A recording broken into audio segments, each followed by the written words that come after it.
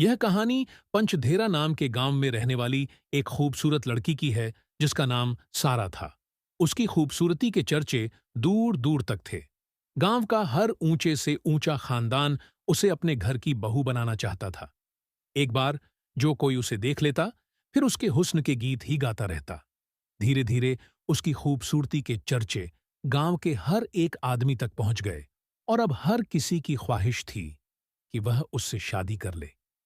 एक दिन कुछ लड़के गांव के एक पुराने पेड़ के पास बैठे हंसी मजाक कर रहे थे कि अचानक सारा का जिक्र छिड़ पड़ा और वे नौजवान आहें भरने लगे कि काश वे उसे अपनी बीवी बना सकते। उसी पेड़ पर एक झिन्न का बसेरा था। वह इन सब की बातें सुन रहा था और सारा की खूबसूरती के बारे में सुनकर उसके दिल में भी यह चाहत जाग उठी कि वह भी उसके हुस्न का नजारा करे। वह भी तो देखे कि आखिर सारा कैसी दिखती है। लड़कों की बातें सुनकर उसका तजस्सुस और बढ़ गया। कुछ देर बाद वे लड़के हंसी मजाक करते हुए आगे निकल गए। सारा की दो बहनें और भी थीं जो उम्र में उससे बड़ी थीं, लेकिन देखने में वे कहीं से भी सारा की बहनें नहीं लगती थीं। सारा जैसा एक भी गुण उन दोनों में नहीं था। यही वजह थी कि अब वे दोनों सारा से जलने लगीं और उसे अपना दुश्मन समझने लगीं, क्योंकि जो भी रिश्ता आता वह सारा के लिए ही आता। यहां तक कि जब कोई रिश्ता बड़ी बहनों के लिए भी आता तो वे सारा को देखकर उसी का रिश्ता मांग लेते। अब सारा उनके रास्ते का कांटा बनती जा रही थी। वे सब सारा से चिढ़ने लगीं और उसे बुरा सलूक करने लगीं। सारा के माँ बाप ने सोचा कि क्यों न सारा की शादी उसकी दो बड़ी बहनों से पहले कर दी जाए, ताकि बाकी दोनों बहनों के लिए लड़का देखने में कोई दिक्कत न हो। सारा अब जवान हो चुकी थी और उसके माँ बाप उसकी शादी को लेकर फिक्रमंद थे। वे आए दिन किसी न किसी रिश्ते करवाने वाली को घर बुलाकर सारा के रिश्ते के लिए कह देते, ताकि वे जल्द से जल्द अपनी जिम्मेदारियों से आजाद हो सकें और फिर बाकी दोनों बेटियों की शादी की बारी भी आ जाए।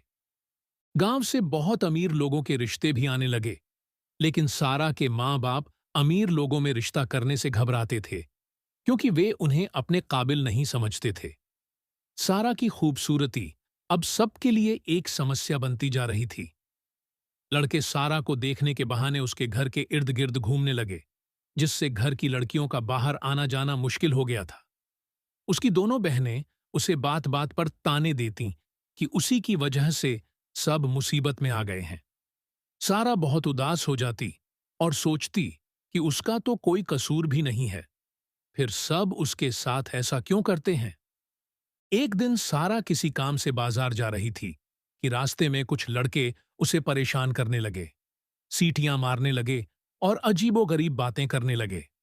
सारा पहले से भी तेज चलने लगी ताकि उन शरारती लड़कों से पीछा छुड़ा सके।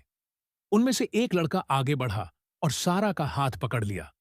सारा बहुत घबरा गई और हाथ छुड़ाने की कोशिश करने लगी, लेकिन नाकाम रही। आसपास के लोग अब वहां इकट्ठा होने लगे और देखने लगे कि यह क्या हो रहा है।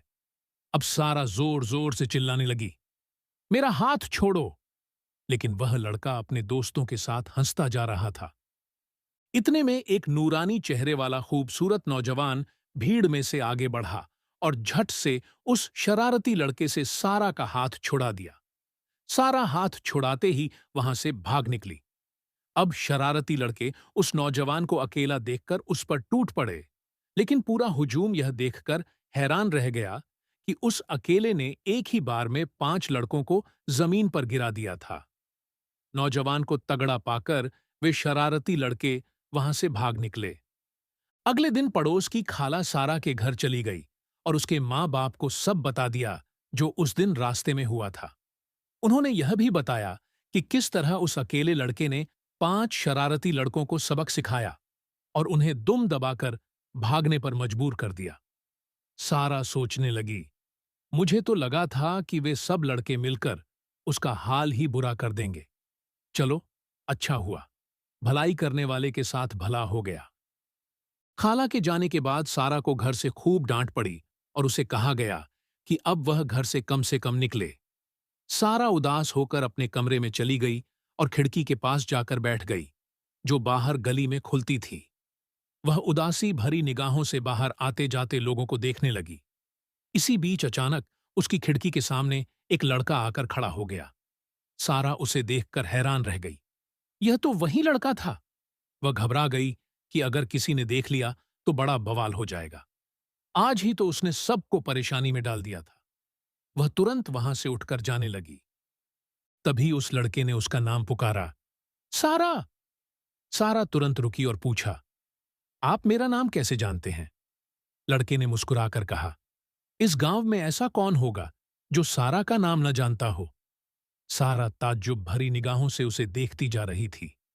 उसका चेहरा पुरकशिश और नूरानी था, जिससे सारा की नजरें हटाने का दिल ही नहीं कर रहा था। सारा ने पूछा, आप मेरे घर क्यों आ गए हैं? यह ठीक बात नहीं है। मैं आपको एक अच्छा इंसान समझ रही थी और आपने भी वही कर दिखाया जो दूसरे लड़के करते हैं।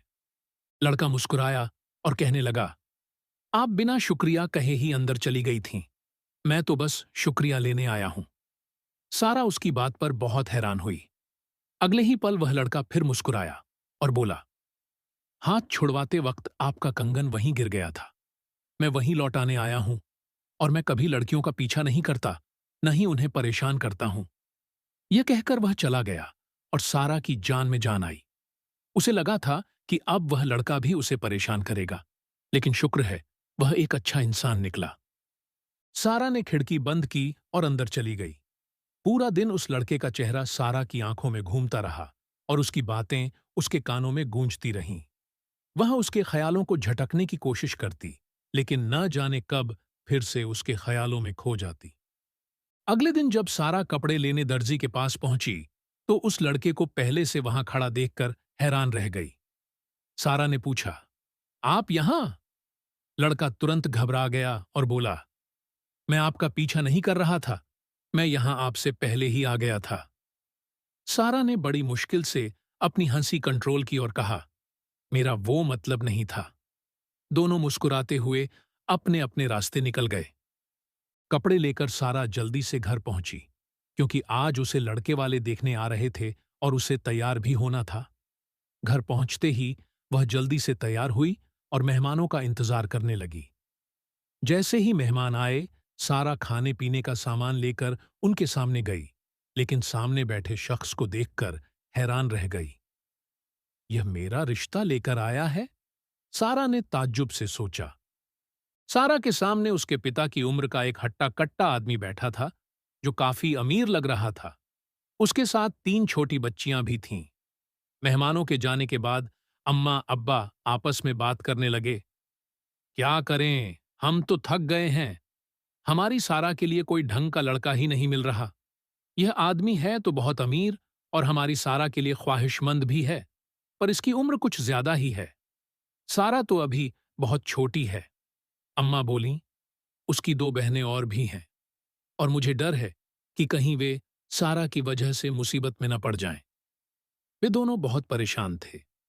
सारा यह सब सुनकर रोने लगी और फिर से खिड़की के पास जाकर बैठ गई। उसके दिमाग में फिर उसी लड़के का ख्याल आने लगा। उसका दिल चाहा कि इस वक्त वह उसके पास आ जाए और वह उससे बातें करे, ताकि उसके दिल का बोझ हल्का हो सके। सारा ने सोचा, न जाने क्या बात है उस लड़के में कि उसकी तरफ एक अजीब सी कशिश महसूस होती है। अभी वह यही सोच रही थी कि अचानक वही लड़का उसकी खिड़की के पास आकर खड़ा हो गया। सारा घबरा गई। यह कैसे हुआ? मैं अभी इसके बारे में सोच ही रही थी और यह अचानक यहां आ गया। लड़के ने पूछा, आप उदास हैं? सारा की आंखों से आंसू बहने लगे। वह कुछ बोल न सकी और खिड़की बंद करके कमरे में भाग गई। कमरे में जाकर वह खूब रोई। जैसे ही वह थोड़ी देर के लिए खामोश हुई, उसे अम्मा अब्बा के कमरे से किसी के बात करने की आवाज आने लगी। वह बाहर निकली, ये देखने कि घर में कौन मेहमान आया है, लेकिन देखकर हैरान रह गई। यह तो वही लड़का है, पर यह घर के अंदर कैसे आया? और अम्मा अब्बा इससे इतनी अच्छी तरह बातें क्यों कर रहे हैं, जैसे इसे पहले से जानते हों? आखिर चल क्या रहा है? सारा उलझन में अपने कमरे में गई और अब्बा से पूछा, अब्बा, यह कौन है? अब्बा हंसते हुए बोले, यह मेरा दोस्त है। कुछ दिन पहले रास्ते में मिला था और सामान उठाने में मेरी मदद भी की थी। कुछ दिन पहले ही यह इस गांव में रहने आया है। जाओ, इसके लिए कुछ खाने को ले आओ। सारा गई और ताजा रोटियां बनाकर सब्जी के साथ ले आई। लड़के ने पेट भरकर खाना खाया और अब्बा से इजाजत लेकर चला गया। उसके जाने के बाद सारा ने अब्बा को कहते सुना, जफर बहुत अच्छा और नेक दिल लड़का है। काश यह हमारी सारा से शादी कर ले और हमारी भी मुश्किलें आसान हो जाएं। सारा को यह बात सुनकर अजीब सी राहत मिली, जैसे किसी ने उसके दिल की बात कह दी हो।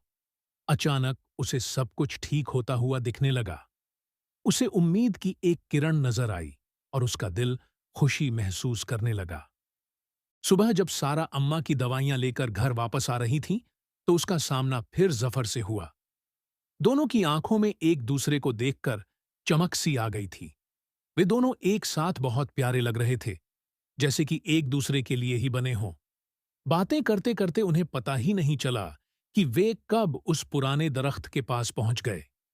फिर कुछ देर सांस लेने के लिए वे उसी दरख्त के पास बैठ गए और बातें करने लगे। सारा को उसके साथ वक्त बिताने में बहुत मजा आ रहा था। वह जफर की बातें सुनने में मग्न थी और सोच रही थी कि जफर कितनी अच्छी बातें करता है और वह बाकी सब लड़कों से कितना अलग है। बातों बातों में जफर ने सारा से कहा, लोग तुम्हारे बारे में जो कहते थे, सच ही कहते थे। तुम हद से ज्यादा खूबसूरत हो और उससे भी अच्छा तुम्हारा दिल है। सारा जैसे यही सुनने को बेताब थी। ये सुनते ही उसकी आंखों में चमक आ गई। सारा ने हिम्मत जुटाकर जफर को बताया कि अब्बा उसके बारे में क्या कह रहे थे। जफर हंसने लगा, काश यह मुमकिन होता। सारा ने हैरानी से पूछा, यह मुमकिन क्यों नहीं? क्या मैं इतनी बुरी हूं? जफर ने मुस्कुराकर कहा, मैं तुमसे बहुत बड़ा हूं। सारा ने पूछा, कितना बड़ा? जफर ने जवाब दिया, 900 साल। सारा जोर जोर से हंसने लगी। उस दिन के बाद सारा पर जैसे जफर का जादू ही चल गया हो। वह दिन रात उसका चेहरा देखने के बहाने ढूंढती और जब मिलता तो पुराने दरख्त के नीचे बैठकर उससे घंटों घंटों बातें करती रहती। जफर के साथ वक्त कैसे बीत जाता उसे पता ही न चलता। सारा इतनी खुश पहले कभी न थी। उसका यकीन था कि जफर ही उसकी मुश्किलों का हल है। उसके आने से सब कुछ आसान लगने लगा था और सब अच्छा महसूस होने लगा था। सारा का जब भी जफर से मिलने का दिल करता तो वह उसी पुराने दरख्त के पास पहुंच जाती और वहां उसकी जफर से मुलाकात हो जाती। जफर को भी आदत होने लगी थी कि वह सारा के साथ वक्त बिताए। जफर भी सारा के पीछे दीवानों की तरह घूमने लगा। उसका घर आना जाना बढ़ गया। अम्मा अब्बा के साथ भी जफर के ताल्लुकात अच्छे हो गए। अम्मा अब्बा अब उसे अपने बेटों की तरह मानने लगे। जफर ऐसे था जैसे घर का ही एक हिस्सा बन चुका था। वह हर रोज दोपहर का खाना सारा के घर ही खाता और घर की जिम्मेदारियों में भी हाथ बटाने लगा, जैसे वह इस घर का ही एक सदस्य हो। लेकिन सारा अक्सर महसूस करती कि जब भी शादी की बात चलती, जफर उस बात को मजाक में टाल देता था, हालांकि वह उसे बहुत पसंद करता था। एक दिन सारा ने जफर से कहा कि उसका दिल अब जफर के बिना कहीं नहीं लगता। अब वे दोनों शादी कर लेते हैं। यह सुनकर जफर का चमकता चेहरा जैसे मद्धम पड़ गया। सारा ने फिर से दोहराया कि हम एक दूसरे को पसंद करते हैं। अगर हमने शादी न की तो अब्बा मेरी शादी कहीं और कर देंगे। यह सुनकर जफर की आंखों से आंसू जारी हो गए और वह बिना कुछ कहे वहां से उठकर चला गया। सोच में डूबी हुई सारा तमाम रास्ते यही सोचती रही कि आखिर जफर ऐसा क्यों कर रहा है। घर जाकर भी वह बहुत खोई खोई सी थी और बिना कुछ खाए पिए बिस्तर पर लेट गई। वह यही सोचती रही कि कहीं ऐसा तो नहीं कि वह एक तरफा मोहब्बत में मुब्तला है। कहीं वह जबरदस्ती जफर पर बोझ तो नहीं बन रही। उसने बहुत सोचा और आखिर फैसला किया कि वह अब जफर से नहीं मिलेगी। अगर वे दोनों शादी नहीं कर सकते तो मिलने का कोई मतलब ही नहीं। यही सोचते सोचते वह सो गई। मगर सुबह उठी तो साथ ही जफर का ख्याल उसे दुखी कर गया कि अब वह उससे नहीं मिलेगी। उसका पूरा दिन बहुत खराब गुजरा। उसे कुछ भी अच्छा नहीं लग रहा था। उसका किसी काम में दिल नहीं लग रहा था। उधर जफर पूरा दिन पुराने दरख्त के नीचे सारा का इंतजार करता रहा। अब्बा बोले, आज क्या बात है? जफर खाने पर नहीं आया? जफर ठीक तो है? इस बात ने सारा को और भी परेशान कर दिया। आज 3 दिन हो गए थे और सारा घर से बाहर नहीं निकली थी। न ही जफर घर खाने पर आया था। सारा को जफर की कोई खबर नहीं थी और वह दिन रात परेशानी में गुजार रही थी। बाहर बरामदे में अब्बा अम्मा को बता रहे थे कि आज वे जफर के घर गए थे, ये देखने कि वह ठीक है या नहीं। मगर वही हुआ जिसका डर था। जफर बहुत बीमार था और उठ भी नहीं पा रहा था। ये सुनकर सारा को खुद पर बहुत गुस्सा आया। वह फौरन भागी और जफर को देखने उसके घर चली गई। जफर वाकई बहुत बीमार था। उसका जिस्म जैसे आग में तप रहा था। सारा ने उसकी तीमारदारी की, उसे खाने पीने को दिया और घर वापस आ गई। वह हर रोज उसके लिए खाना ले जाती, उसे दवाई खिलाती और खामोशी से घर वापस आ जाती। इस दौरान वे दोनों खामोश रहते और एक दूसरे से अजनबियों की तरह पेश आते। अब सारा को यह सब बहुत तकलीफ देने लगा था। उसने अब खामोशी तोड़ने और जफर से खुलकर बात करने का फैसला किया। आखिर तुम चाहते क्या हो? अगर इतना ही पसंद करते हो तो शादी क्यों नहीं कर लेते? और अगर शादी नहीं कर सकते तो साफ साफ बताते क्यों नहीं हो? जफर ने सारा का हाथ पकड़ा और पुराने दरख्त के पास ले गया। उसने सारा को दरख्त के नीचे बिठाया और बोला, एक कहानी सुनोगी? सारा ने हां में सिर हिला दिया। जफर बोलता रहा।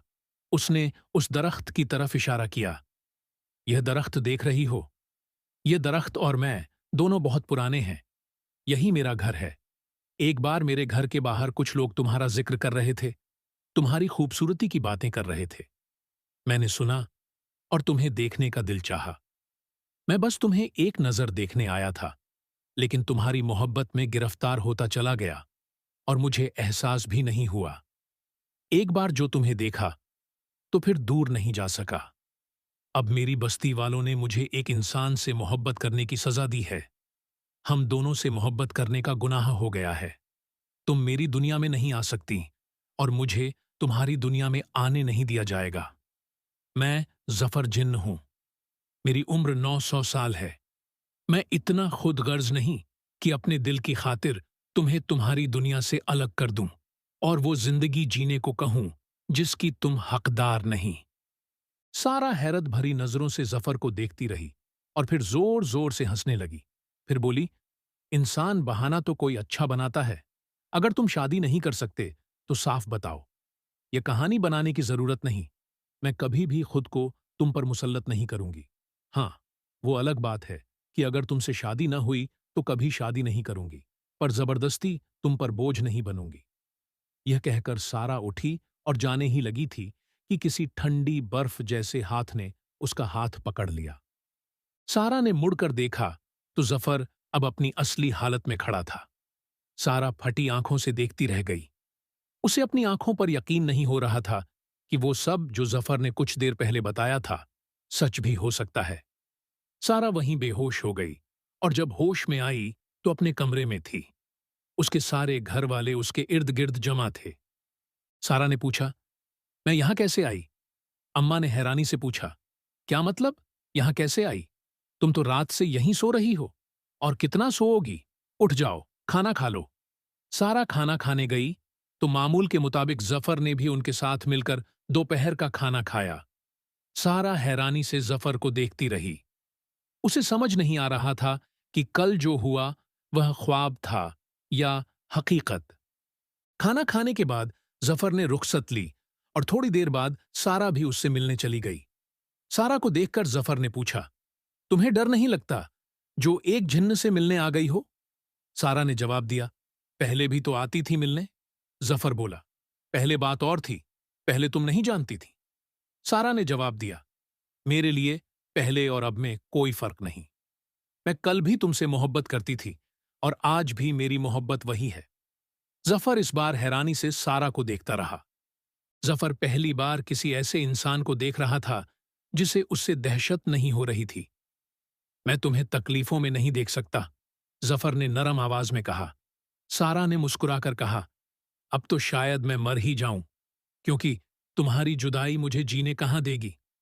जफर ने कहा, पागल मत बनो सारा, तुम एक इंसान हो। सारा ने जवाब दिया, तो यह तुम्हें मेरी जिंदगी में आने से पहले सोचना चाहिए था।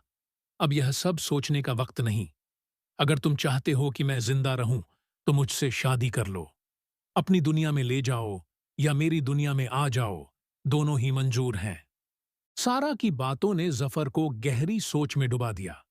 सारा के बिना रहना जफर के लिए भी अब मुमकिन न था, और इन दो मुख्तलिफ मखलूकात का साथ रहना भी तो मुमकिन नहीं था। दोनों में से किसी एक को अपनी दुनिया गंवानी होगी। जफर ने सोचा, अगर कुर्बानी देनी ही है तो मैं दूंगा, क्योंकि मोहब्बत का गुनाह भी मैंने ही किया है। सारा तो मासूम थी। जफर ने सारा की दो बड़ी बहनों की शादी किसी अच्छे घर में कराने का फैसला किया और एक बेटे की तरह शादी की तैयारियों में अब्बा अम्मा की मदद करने लगा। उसने दोनों बहनों के लिए अच्छे लड़के तलाश किए, जहेज दहेज इकट्ठा किया और शादी पर खर्च करने के लिए पैसों का इंतजाम किया। शादी से फारिग होकर जफर ने अब्बा अम्मा से सारा का हाथ मांग लिया। अब्बा अम्मा की दिली ख्वाहिश थी कि वे जफर को अपने दामाद के रूप में देखें। उन्होंने खुशी खुशी हां कर दी, लेकिन जफर ने उनके सामने एक ही शर्त रखी, शादी मैं 1 साल बाद करूंगा। मैं शहर जाकर कुछ बनना चाहता हूं, अपनी शादी के इंतजाम खुद करना चाहता हूं। तब तक आप सारा को अपनी अमानत के तौर पर महफूज रखें। 1 साल बाद आकर मैं सारा से शादी कर लूंगा। सारा के अब्बा अम्मा राजी हो गए। जफर यह कहकर अपनी बस्ती में वापस चला गया। सारा के लिए यह 1 साल काटना बेहद मुश्किल हो गया था। वह दिन रात जफर का इंतजार करती और सोचती कि कब यह 1 साल पूरा होगा। बहुत इंतजार के बाद आखिरकार साल पूरा हो गया और सारा का इंतजार खत्म होने को था। वह बहुत खुश थी कि अब जफर आने ही वाला है और उसका इंतजार हमेशा के लिए खत्म हो जाएगा। लेकिन अब उसे वक्त गुजारना और भी मुश्किल लग रहा था। अम्मा अब्बा की तबीयत भी अब खराब रहने लगी थी। अब उन्हें दिन रात बस सारा की फिक्र थी कि अपनी जिंदगी में वे उसकी जिम्मेदारी पूरी कर लें। 1 साल और 6 महीने बीत गए, लेकिन जफर अभी तक नहीं लौटा था। अब सबको फिक्र होने लगी। सारा को अब डर सताने लगा कि क्या होगा अगर जफर वापस न आया तो। उधर अम्मा अब्बा के दिल में सवाल उठने लगे कि क्या जफर ने हमें धोखा दिया है। घर के हालात भी अब बहुत खराब होने लगे। अब्बा से अब काम पर भी नहीं जाया जाता था और न ही उनमें पहले जैसी मेहनत करने की ताकत बची थी। आखिरकार अम्मा अब्बा ने फैसला किया कि अब वे और इंतजार नहीं करेंगे और सारा की शादी किसी और से कर देंगे। वे अब और देर नहीं कर सकते थे। सारा यह सुनकर बहुत दुखी हुई। वह पुराने दरख्त के पास भागी और वहां जाकर बहुत रोई। फिर ऊंची आवाज में सवाल करने लगी, आखिर तुमने धोखा ही दिया ना मुझे? आखिर तुमने क्यों किया यह सब मेरे साथ? अगर छोड़कर जाना ही था तो इंतजार और उम्मीद की तकलीफ से क्यों गुजारा? सारा ज़ारों कतार रो ही रही थी कि अचानक उसे वही खुशबू महसूस हुई जो जफर से आया करती थी। वह थोड़ी देर के लिए खामोश हुई और जैसे ही पीछे मुड़ी तो देखा जफर मुस्कुराते हुए चेहरे के साथ उसके पीछे खड़ा था और उसकी बातें सुन रहा था। वह अपनी सजा काटकर वापस आ चुका था। अब वह एक आम इंसान था। न तो अब उसके पास जिन्नात की कोई ताकत थी और न ही अब उसके काम चुटकी बजाते ही हो सकते थे। उसे जलावतन कर दिया गया था। जफर ने अपनी दुनिया की कुर्बानी देकर वादे के मुताबिक सारा के पास लौटने का फैसला किया था। अब इस दुनिया में रहना जफर के लिए किसी चुनौती से कम नहीं था। अब उसे एक आम इंसान की तरह मेहनत, मशक्कत और भाग दौड़ करनी थी, लेकिन वह सारा के लिए सब कुछ खुशी खुशी कर सकता था। जल्द ही दोनों ने शादी कर ली और एक दूसरे की मोहब्बत के सहारे जिंदगी गुजारने लगे। आज जफर अपना सब कुछ खोने के बाद भी बेहद पुरसुकून था, क्योंकि सारा के साथ जो सुकून वह महसूस करता था वह किसी भी ताकत और खजाने से बढ़कर था।